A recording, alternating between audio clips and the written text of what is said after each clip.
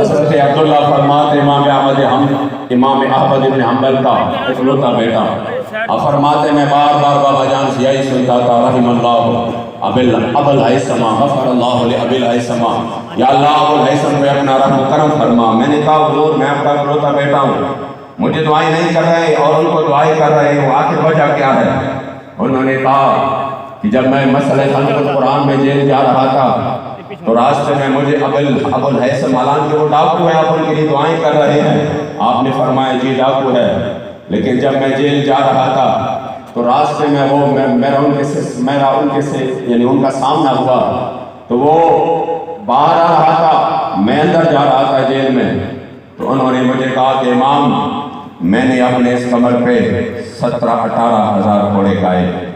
لیکن پھر بھی میں نے چوری نہیں چھوڑی، اب بھی میں چوری کر رہا ہوں، تو کہیں ایسا نہ ہو کہ آپ لوگ کوڑے کھاؤ اور اپنے موقف سے پیچھے ہٹ جاؤ، اگر تم پیچھے ہٹے تو پیچھے بڑا نقصان ہو جائے گا۔ کہہ رہے کہ ان کی بات سے مجھے مزید حوصلہ ملا۔ پھر وہ امام جن کو کوڑے لگے بغداد شریف کے شہر میں مین شہر میں لگے،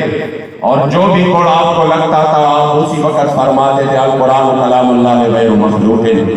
یہی تھے ہمارے علماء جنہوں نے اپنے وقت کے ظالموں اور جابروں کی چاپلوسی نہیں کی، جنہوں نے پیسوں کی خاطر،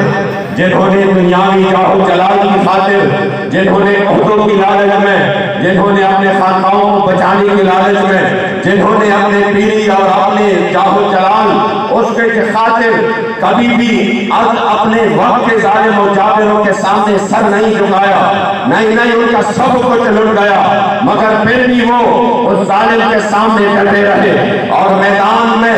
یوں اپنے داستانے توڑ کر گئے کہ خدا کی قسم آج بھی ان کی یاد تازہ کر کے، آج بھی ان کا ذکر کر کے ہمارے ایمان کو جلا ہوتی ہے۔ کیوں؟ انہوں نے ظالموں کا مقابلہ کیا، اور تاریخ جو ہے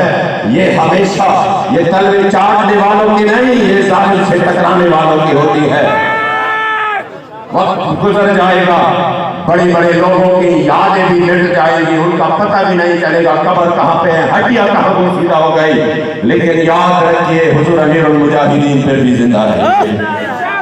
آپ کے نام سے بھی لوگ اور آپ کے شہر سے بھی لوگ محبت کریں گے، آپ کی در کی خاک سے بھی لوگ محبت کریں گے، کیونکہ آپ وہ شخصیتیں جنہوں نے اس قوم کو پھر سے وہ غیرت دلایا ہے۔